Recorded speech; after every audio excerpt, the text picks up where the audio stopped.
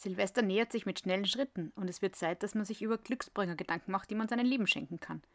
In diesem Video zeige ich euch 3 verschiedene Ideen für selbstgemachte Glücksbringer. Vielleicht ist ja für euch etwas dabei.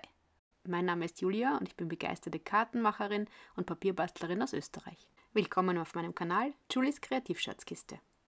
Meine erste Idee für einen Glücksbringer ist ein Tag mit einem 4-blättrigen Kleeblatt im Vintage-Stil mit Produkten von Tim Holtz und Sizzix. Ich beginne damit, mir meine Tags auszustanzen aus cremeweißem Papier. Als Hintergrund für meine 4-blättrigen Kleeblätter möchte ich gerne eine Holzimitation aus Papier machen und anhand der Tags kann ich mir jetzt ungefähr die Größe ausrechnen. Ich verwende ein braunes Kraftpapier und trage mir ein bisschen Distress Oxide Vintage Photo auf mein Backpapier auf und besprühe es mit Wasser. Dann färbe ich mir das Papier ein, dass es eine schöne Holzfaserung bekommt. Ich nehme ein bisschen Rusty Hinge zu Hilfe, damit ich einen zweiten Farbton in mein Holz hineinbekomme. Bevor ich das Ganze mit dem Embossing Folder Mini Lumber von Tim Holtz embosse, trockne ich es leicht, aber es kann ruhig ein bisschen feucht bleiben, damit der Embossing Folder bessere Abdrücke hinterlässt.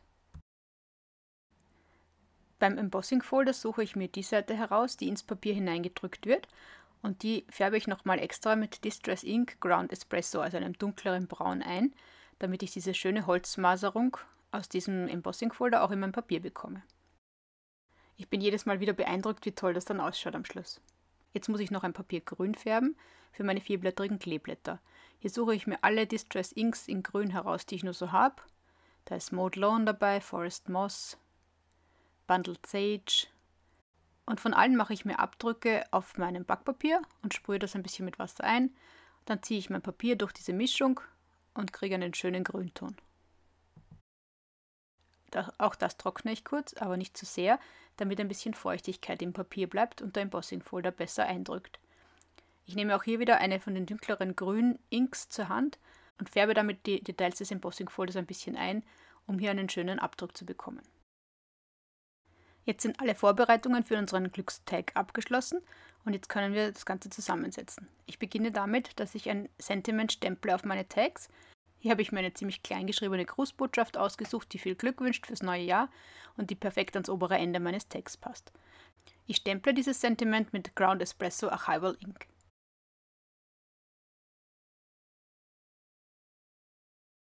Im nächsten Schritt nehme ich mir meine Holzimitationen her und passe mir hier nochmal die Länge an, damit es perfekt auf den Tag passt. Dann verwende ich so ein Distress Tool, um die Kanten des Papiers alt ausschauen zu lassen. Man kann hier ebenfalls eine Schere verwenden. An ein paar Stellen reißt das Papier ein, das nutze ich gleich aus und biege dort auch nochmal um. Und auch ein paar Ecken habe ich eingerissen. Um diesen Vintage-Look noch weiter zu betonen, färbe ich jetzt noch die Ecken und Kanten mit Distress Oxide Vintage Photo ein.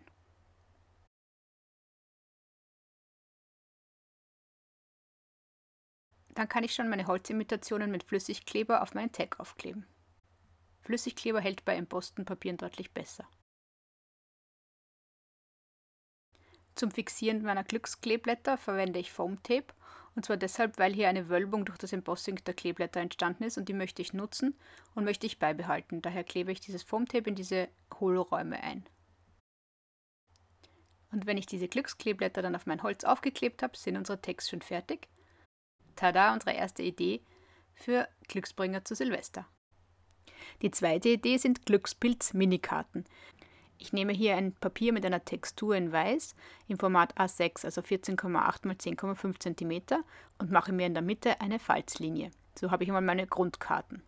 Die weiteren Zutaten für meine Minikarte kommen vom Spellbinders Adventkalender 2023, den ich übrigens sehr empfehlen kann. Hier verwende ich die größte dieser Nesting Dies mit den Bögen oben und mache mir Löcher in meine Minikarten auf der Vorderseite. Dann verwende ich noch diese Fliegenpilzstanzen aus dem Adventkalender. Die mache ich einerseits aus einem Papier mit Textur mit einer Stärke von 216 Gramm und andererseits verwende ich auch rotes Spiegelpapier, um 2 Varianten zu erhalten. Die Stängel der Pilze werden aus grauem Papier ausgestanzt und die Hintergründe der Pilze werden natürlich weiß. Für die Unterseite der Pilze und diesen Schirm um den Stängel herum habe ich kein passendes Papier gehabt. Daher habe ich sie mir aus weißem Papier ausgestanzt und schließlich mit Distress Oxide Pumice Stone und so einer Mini Blending Brush in Grau gefärbt. Mit Distress Oxide Weathered Wood habe ich dann noch zusätzlich dunkle Schatten auf die Standsteile aufgetragen. Das habe ich übrigens auch für die roten Fliegenpilze gemacht und für die Stängel, um ein bisschen Dimension hineinzubekommen. Jetzt können wir unsere Pilze schon zusammenbauen. Ich verwende hier wieder Flüssigkleber.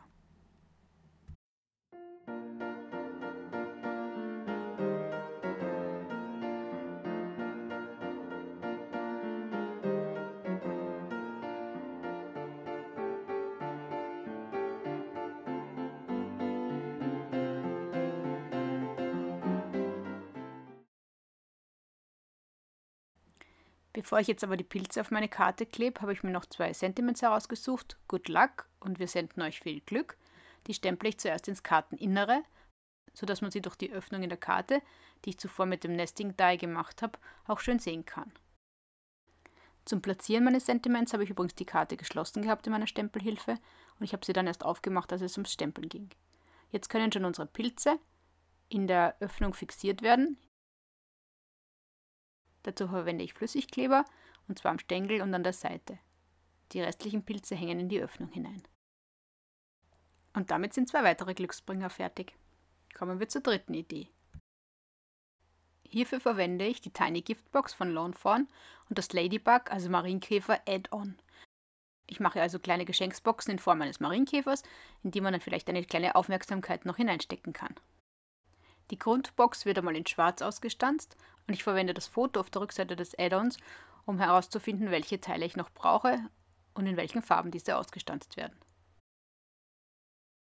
Ich zeige euch jetzt nicht das Ausstanzen aller Teile, aber vielleicht nur ein Hinweis.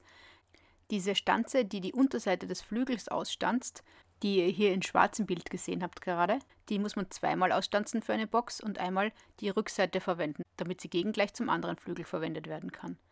Außerdem muss man die viereckigen Teile mit den Löchern auch zweimal ausstanzen, einmal für links und einmal für rechts. Die roten Punkte, die hier aus den Stanzteilen fallen, habe ich mir übrigens aufgehoben. Die kann man sicher gut als Verzierungen für andere Karten noch brauchen. Das sind jetzt die Teile für 2 Boxen, die ich alle ausgestanzt habe. Ich habe dann 2 Varianten probiert zum Zusammenbauen. Einmal habe ich zuerst die Grundbox zusammengebaut und die Teile außen aufgeklebt. Bei der anderen Variante habe ich im flachen Zustand die roten Teile alle aufgeklebt und dann erst die Box zusammengebaut. Beides hat gut funktioniert, muss ich sagen. Also es ist persönliche Präferenz, wie man das lieber macht.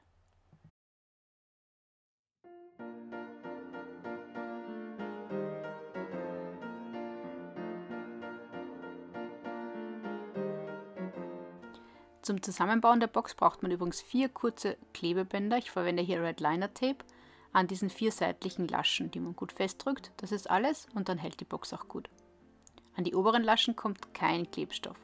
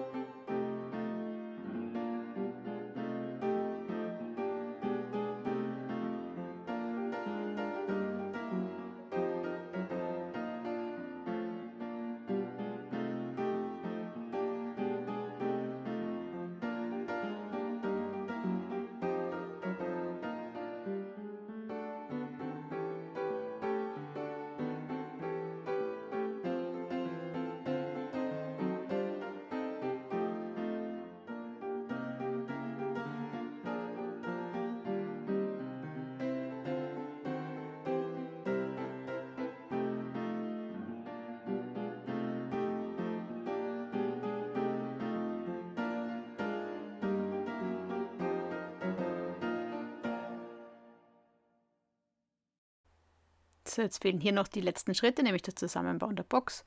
Dazu ziehe ich die Abdeckungen von meinen Klebebändern herunter und richte mir dann jede Eckkante schön aus, wie sie gehört. Am Schluss werden noch die 2 Flügel montiert, und zwar so, dass sie sich in der Mitte genau treffen an dieser geraden Kante. Und dann wartet die Box schon darauf, gefüllt zu werden. Ich glaube, Schokolade würde sich ganz gut anbieten. Damit sind wir auch schon am Ende des heutigen Videos. Unsere Glücksbringer sind fertig und Silvester kann kommen.